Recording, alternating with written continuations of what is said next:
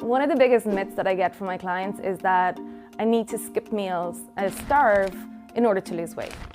It's not true.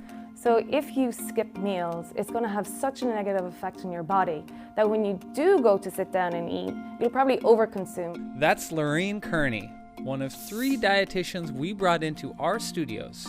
My name is Ryan Turner. My name is Nikita Kapoor. To debunk 18 of the most common weight loss myths.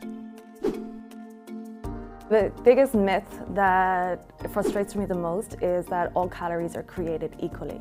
A calorie is not just a calorie. It depends on the source of your calories, whether it's coming from caloric dense foods or nutritional dense foods. Caloric dense foods would be more so our cookies, our cakes. We can have a cookie that's 100 calories, we'll eat it, it'll digest really fast, then it's going to spike our blood sugar levels where when we start to crash again, we're going to crave more sugar for that energy pick-me-up. And that can make you gain weight. On the other hand, you can have a banana, which is an example of a nutritionally dense food. I get the question a lot, do bananas make you fat? Bananas do not make you fat. Bananas are a great source of potassium, but for those 100 calories, you're also going to get the fiber and the nutrients that your body needs on that cellular level to make sure that you are healthy and that you're nourished. And you definitely need to nourish your body if you're trying to lose weight. When we are restricting calories, you are restricting the energy source of your body. You're also restricting the energy source of your brain. And if that's happening, then, very primitive protective mechanisms start to kick into place where your body senses that as a physiological threat and does start to shift your metabolic balance to burn less because it's getting less. It's kind of like a budget, right? So if you have a paycheck and you're running out of funds, you're going to conserve how much you pay till your next paycheck. Your body does the same. Your body will jump into this protective physiological, biological mechanism to reduce the amount of energy you're using, which is why it is hard for people to maintain weight. And starving yourself can also shrink your muscles. You want to make sure that you're not eating less than 70% of your overall calorie needs. If you do, that's where not only are you probably going to feel extremely hungry and it's going to take you off of any goals that you're setting, but you're probably going to start compromising your muscle mass as well, and that's where weight loss is going to be unhealthy. But while the amount of calories you consume matters, the timing might not. Timing of meals is always a big question. Everyone comes to me and they kind of smirk and they think that I'm going to give them a thumbs up when they say, I don't eat after 6 o'clock or 7 o'clock. And I say, oh, all right, do you enjoy that? And they say, no. And I say, well, then maybe eating after is okay. Because timing of day is not going to affect weight loss. Calories are what's going to affect weight loss or body fat loss. So if you eat a bunch of additional calories and you're in calorie surplus and those are coming late at night, then that's what's causing something like weight gain. And what about eating first thing in the morning? It depends on the body and it depends on the person and their relationship with food. For a lot of people, me included, if I don't eat a meal, I usually feel like very deprived and it's like I want to make up for it later. If that happens, then that's where we can add in like a lot of calories. Personally, I'm a huge advocate of breakfast. Our body runs on fuel and food is our fuel. So if we have our breakfast, then we feel we have more sustained energy throughout the day. And if you do choose to eat breakfast, feel free to go for that 2% yogurt. Now, fat is incredibly necessary. We should not be afraid of fat. We need fat in the diet. Fat's going to be necessary for things like absorbing nutrients, like the fat-soluble nutrients like vitamin A and D and E and K. And you also need to make sure that fat, specifically cholesterol, is what's going to help produce things like your hormones. So things like estrogen, testosterone, growth hormone. So we need all those kind of things. Not only is fat healthy, but fat-free foods are often loaded with sugar or salt. So if you have a wholesome product and you're removing the fat of it, it's going to taste completely different. You probably wouldn't even like it. But what they're going to do is replace that flavor with something else. And usually it's either sodium or sugar. So with sugar, when we have like a yogurt that has the fruit at the bottom, they're going to have way more sugars than if you had like a 2% Greek yogurt. And as it turns out, fat isn't the only nutrient you can keep in your diet and still lose weight. One of the biggest myths I get about carbs is that you must omit them from your diet to lose weight, or my body doesn't digest them well and I have to omit them because I never lose weight unless I restrict myself. It's not true. And it's just not sustainable. It's almost impossible to have a no-carb diet. Fruits and vegetables are known as carbohydrates, and we must get those for their nutrients. Why carbs have a bad name? It's because of the simple carbs.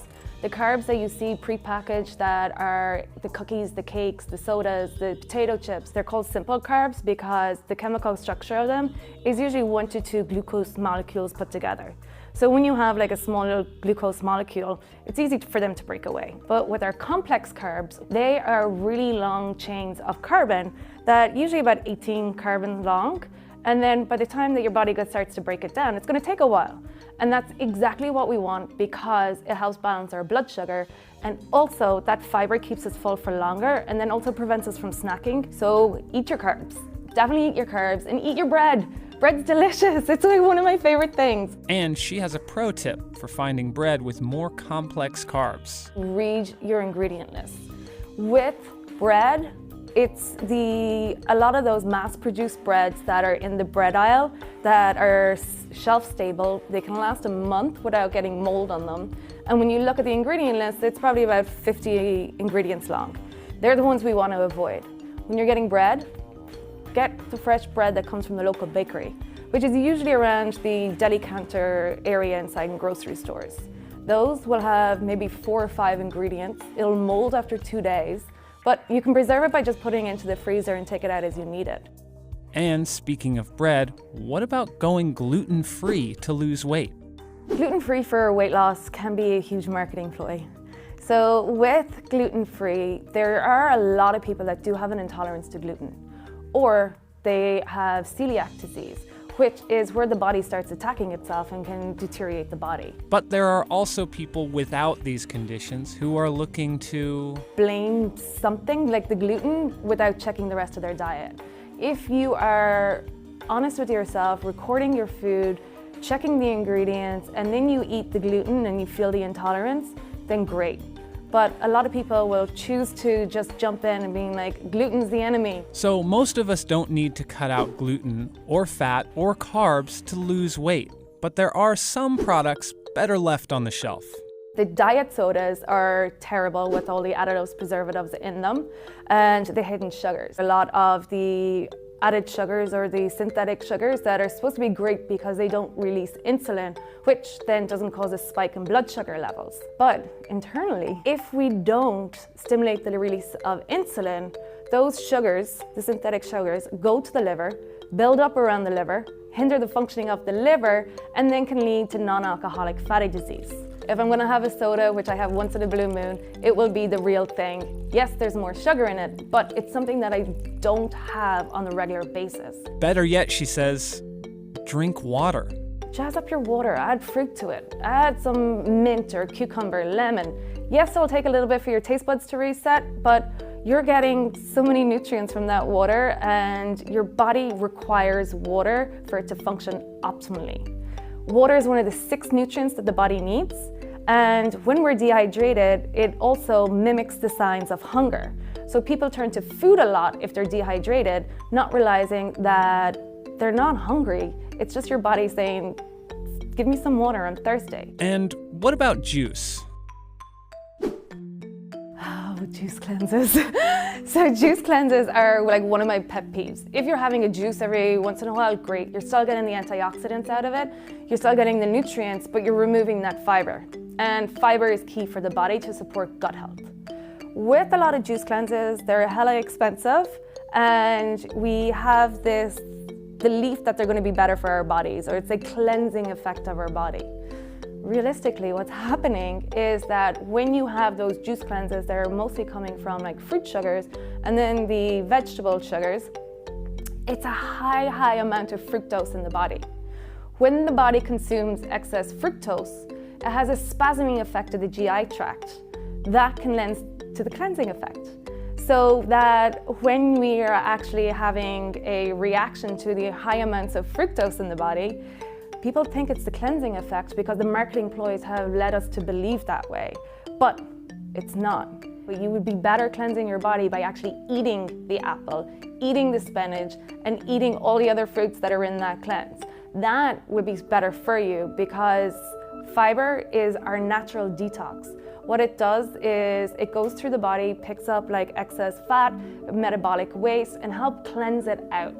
But juice cleanses aren't the only diet fads that don't often work. Intermittent fasting is probably a question I get all the time. We can kind of put it in that myth category. Now, it can restrict calories and at least temporarily help you lose weight. If you're only allowed to eat food for 8 hours, that just gives someone a lot of structure, and that can be very, very helpful. You can only get so many calories in your mouth in that time. On the flip side, someone can get a lot of calories in their mouth during that time as well. So someone can, and I've seen many people do it, they've gained weight through intermittent fasting, so it's not just gonna be this quick fix. There's nothing magical to it. And the same goes for many popular diets. So one of the common diets right now that is gaining popularity is the ketogenic diet. So a lot of people who are doing that are just eliminating carbohydrates, which is why that's hard to sustain because your body does need carbohydrates for a reason. To be honest, there's not a lot of research that's saying that that is something that is helpful. There's maybe a lot of research in mice models, but that hasn't been transcribed into human studies. And while people have lost weight on keto, it's often not without side effects. They're eliminating whole grains and legumes, certain fruits and vegetables, and really increasing their fat intake, which, although fats are important, excess of any nutrient can cause metabolic changes in your body that will impact your cardiovascular health, your physical health, your metabolic health. So an example would be patients that we're seeing in the clinical setting are following ketogenic diets, are seeing weight loss, however, are coming with higher cholesterol markers, they're coming with higher LDL markers, they're coming with more irritable bowel symptoms, they're coming with more gastrointestinal discomfort. The truth is, there's no one tool that will make you magically lose weight. I think the most prevalent concept around health these days is biohacking, which is this idea that you can defeat biology, you can work around your genetic predispositions, your metabolic parameters, and that is actually not true. And the reason for that is because you cannot defeat biology. You cannot hack hunger, you cannot hack access to healthcare, you cannot hack motivation. And this idea that, again, if those results are there, you're going to be able to feel more satisfied is also not true. So this biohacking works on this concept and this belief that you can work your way and fix your body, and that prescribes to the social construct that it is up to you to change that. And that's also why most diets don't work. They're hard to sustain, they're hard to maintain, so the results are very temporary, which is why we go back to trying something new. It's important to focus on behaviors rather than outcomes. Where you should start is record your food. A simple food log to lose weight. It's really just being honest with yourself, identifying your foods and the hidden ingredients that could be contributing to excess of hundreds and hundreds of calories per day. Take olive oil. Olive oil is great, but when we cook with it, we usually free pour it into a pan. Each tablespoon of olive oil has 128 calories. Now, if you're pouring in like 6, 7, 8 tablespoons with your vegetables, you're getting almost like 1,000 calories that you don't need. So, pro tip for cooking with olive oil. Put it in, wait till your pan is hot. Once it's hot, add 1 to 2 tablespoons of olive oil, and then add in your vegetables. When the pan is hot enough, it will disperse easier, and then you use less. Also, once you put the vegetables in, some water and moisture will come from those vegetables and will add to the liquid in the pan. So you actually don't need to add excess in. And if you are being mindful of what you eat, that whole idea of cheating, Kearney isn't a fan. I don't think there's any cheat meals. I don't like the word cheat. I think it gives us